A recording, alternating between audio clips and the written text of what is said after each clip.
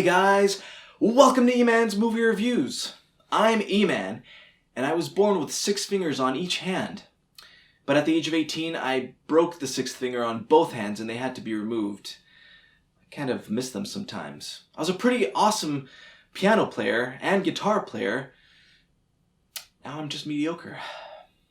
This week, I'm going to be reviewing the movie Romeo Must Die, which was made in 2000 by Mr. Andres Bartkowiak. This movie spun my head upside down and sideways a few times. It was definitely not what I was expecting at all. And the story was actually very interesting and captivating, and it had me at the edge of my seat, since I didn't know what was going to happen next.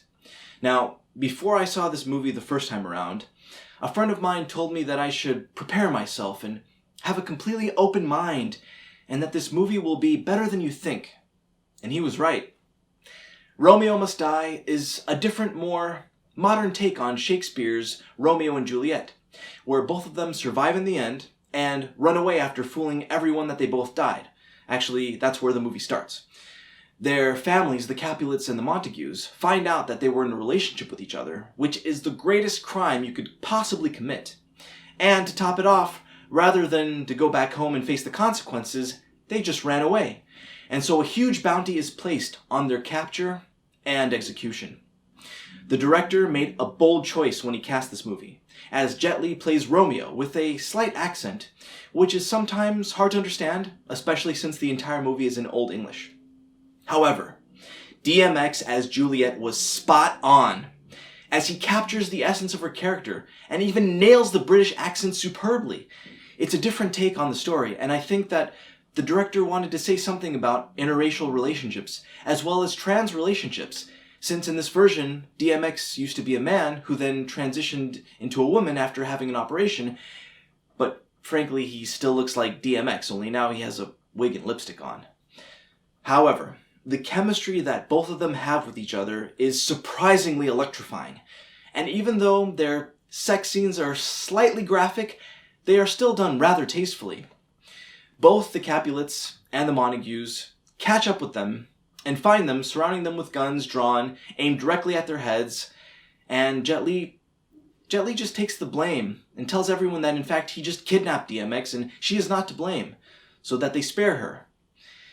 But they end up gunning him down as a result, in one of the most heartbreaking scenes in all of movie-making history of all time, as Jet Li lies there, bleeding to death. DMX gives him one final long, dramatic kiss with tears rolling down DMX's face, and she pulls away to see Jet Li's eyes no longer full of life. DMX screams at the top of her lungs towards the sky, an earth-shattering scream, which causes both the Capulets and the Montagues to drop their weapons, and all of their hearts just break. They realize what they've done, and that in fact Jet Li lied so that DMX would be spared. I rate this movie a solid 8 out of 10. I thought this modern version of an old story was unique and very intricate, and I very much appreciated the dedication that both of these actors put into the roles. I don't know how Jet Li and DMX were able to achieve such a professional level of acting, but they have set the bar extremely high, and they had me convinced that they were really into each other. And their sex scenes, they were just out of this world. Now, I know DMX in the real world isn't into men.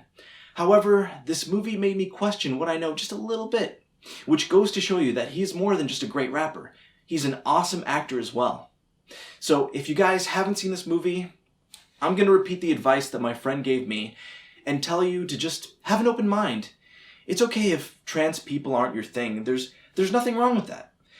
But just take this opportunity to go outside the box and see something that you've never seen before. Unless you have seen something like this before. But even then, seeing DMX as a trans woman is just something that will stay with you forever. In a good way. And if you've already seen this movie, then take comfort in the fact that you were ready to take a chance on a peculiar idea, but you went along with it anyways. And I'm sure now you are a much better person as a result of it. Well done. I'll see you guys next week.